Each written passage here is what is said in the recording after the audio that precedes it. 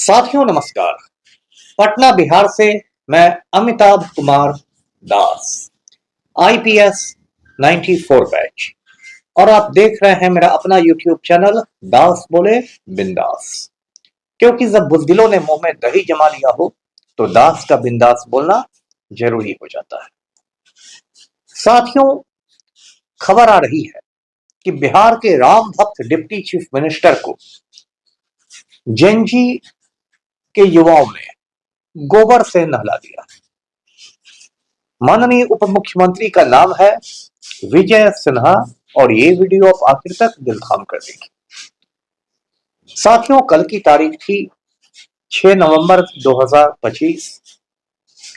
बिहार में विधानसभा चुनाव का प्रथम चरण था, फर्स्ट फेज था, और 121 विधानसभा सीटों पर कल वोट डाले जा रहे थे। इसमें जो बिहार के राम भक्त डिप्टी चीफ मिनिस्टर हैं, उप मुख्यमंत्री, नायब वजीर आला, वो अपने इलाके लखीसराय में घूम रहे थे। अब लखीसराय से मेरा भी पुराना रिश्ता है। सन 2000 में, आज से 25 बरस पहले, मैं लखीसराय का एसपी हुआ करता था और उस समय मैंने बालू माफिया की कमर तोड़ दी थी।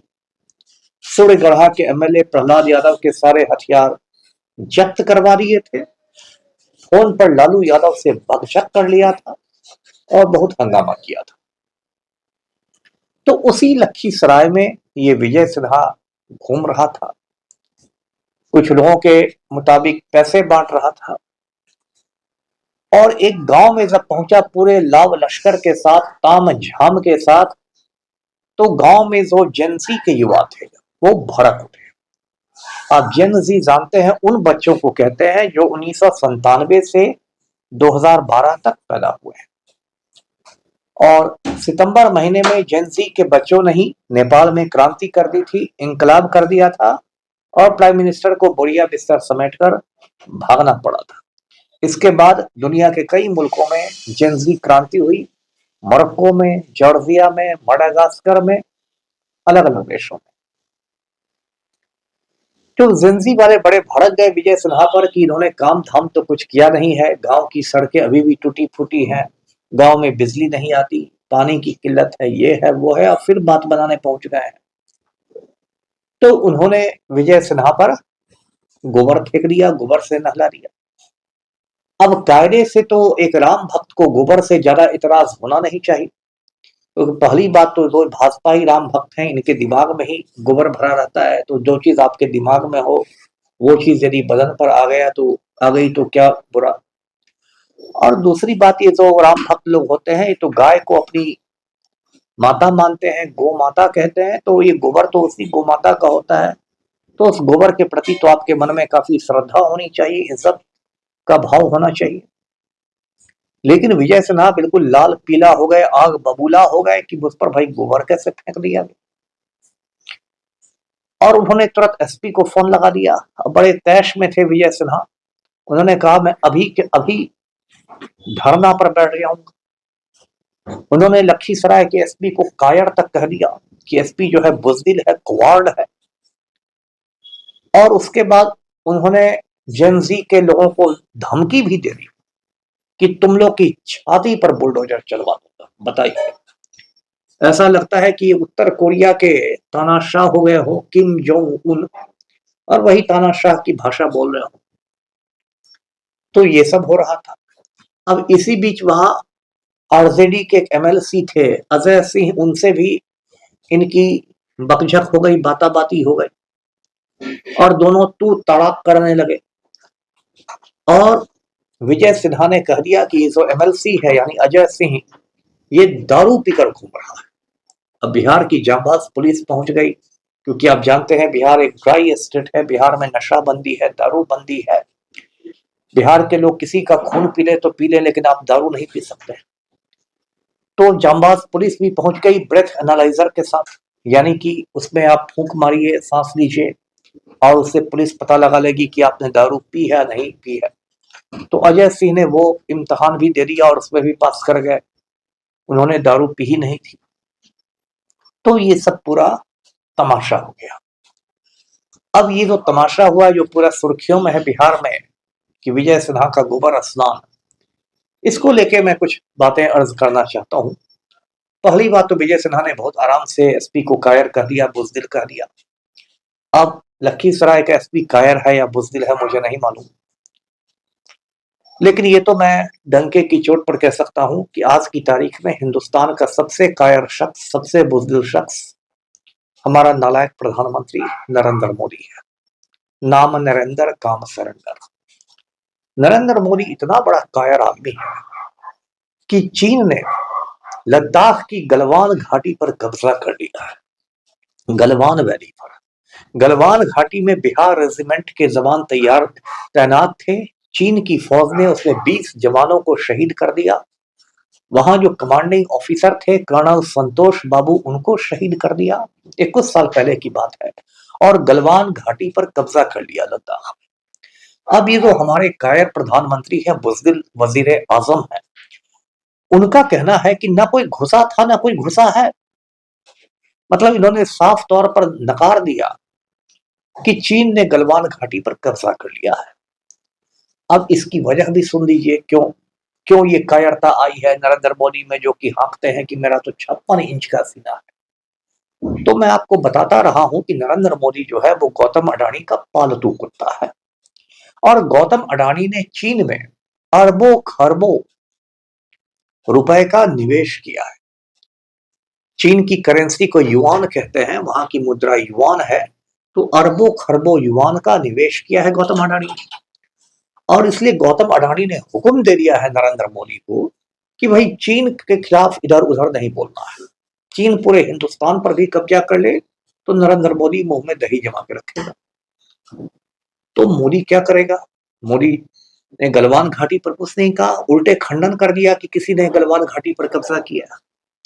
अब ये मोदी इतना कायर आदमी है कि जब डोनाल्ड ट्रंप ने हुक्म देकर 10 मई की तारीख को ऑपरेशन सिंदूर रुकवा दिया, ऑपरेशन सिंदूर में युद्ध विराम करवा दिया, सीज फायर करवा दिया, तब भी मोदी की हिम्मत नहीं हुई ट्रंप से मुकाबला करने की। ट्रंप पूरी दुनिया में घूम घूम के कहता है कि हमने तो भाई हिंदुस्तान को फटकारा, धमकाया और जंग रुकवा दी। कायदे से किसी भी प्राइम मिनिस्टर को, हिंदुस्तान के किसी भी प्रधानमंत्री को इसका विरोध करना चाहिए था, क्योंकि हिंदुस्तान अमेरिका का गुलाम नहीं है। लेकिन फिर वही बात, गौतम अडानी, चूंकि नरेंद्र मोदी गौतम अडानी का पालतू कुत्ता है, इसलिए मोदी ट्रंप के खिलाफ कुछ बोल नहीं सकता है, मुंह सिलकर बैठा हुआ है मोदी।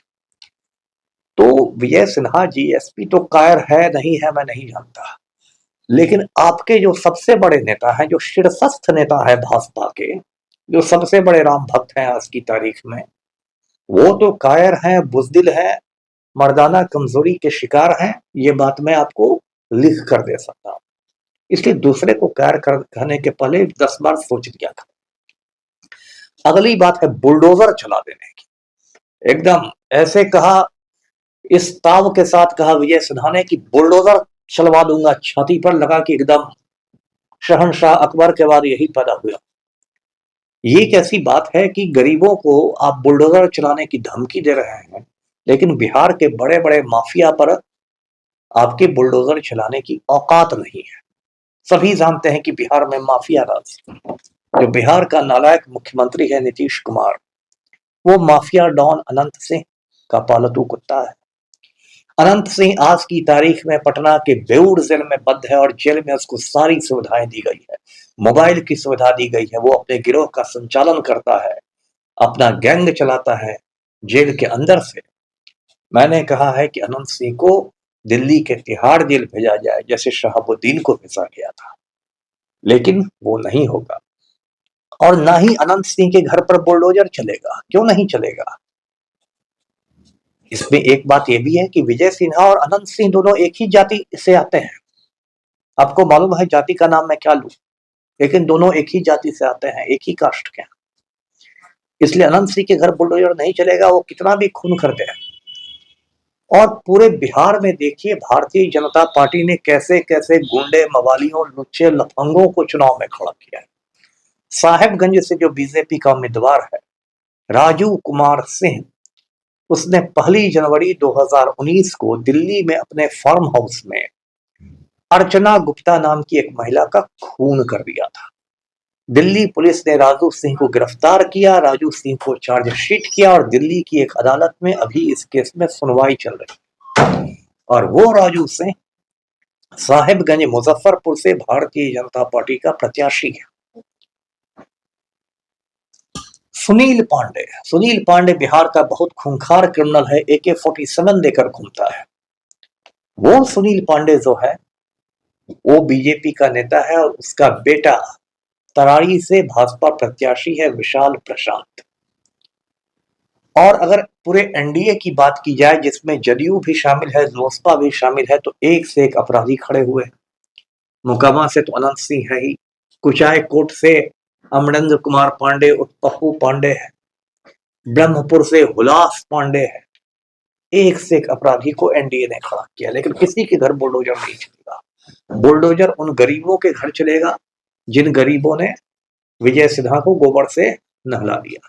मैं हिंसा का समर्थन नहीं करता, लेकिन जब आप पर गोबर फेंका जा रहा है तो ये आत्मनिरीक्षण का समय आ गया है, सेल्फ इंट्रोस्पेक्शन का समय आ गया है, अपने गिरेबान में झांक कर देखने का समय आ गया है कि पब्लिक आपसे इतना गुस्साई हुई क्यों है। सिर्फ आप बड़ी बड़ी बात कीजिएगा, अमृतकाल और शुचिता और ये रामलला की प्राण प्रतिष्ठा और ऐसे वैसे, इससे नहीं होगा। बिहार में बेरोजगारी चरम पर है, भ्रष्टाचार चरम पर है, कानून व्यवस्था रसातल में है। पब्लिक आपसे हिसाब मांगेगी, जैसे पब्लिक ने नेपाल में अपने हुक्मरानों से हिसाब मांगा। और अब तो बात खुल चुकी है कि भारतीय जनता पार्टी पूरे हिंदुस्तान में कश्मीर से कन्याकुमारी तक वोट चोरी करके, वोट डकैती करके सत्ता पाती है। हरियाणा में तो ब्राजील की एक मॉडल ने आकर 22 बार वोट दे दिए। चुनाव आयोग का नाम तो चुनाव आयोग पड़ गया है, वो मतदाताओं को चूना लगा रहा है। 14 नवंबर को हो सकता है फिर भाजपा और जदयू वोट डकैती के जरिए कुर्सी पर कब्जा कर लें बिहार में। तो इस बार बिहार की जनता भी चुप नहीं रहने वाली है। इस बार जेंजी की क्रांति होगी, इंकलाब होगा, है ना। मैं नहीं चाहता कि विजय सिन्हा को फिर से गोबर और गोमूत्र से नहलाया जाए, लेकिन किसी भी नेता को सत्ता का अहंकार नहीं होना चाहिए, क्योंकि जब अहंकार रावण का नहीं रहा जिसके 10 सर थे और सोने की लंका थी, तो विजय सिन्हा किस खेत की मूली है। इसको जनता 1 मिनट में विजय सिन्हा से पराजय सिन्हा बनवा देगी। तो वीडियो को लाइक करें, शेयर करें, चैनल को सब्सक्राइब कीजिए। धन्यवाद। जय हिंद।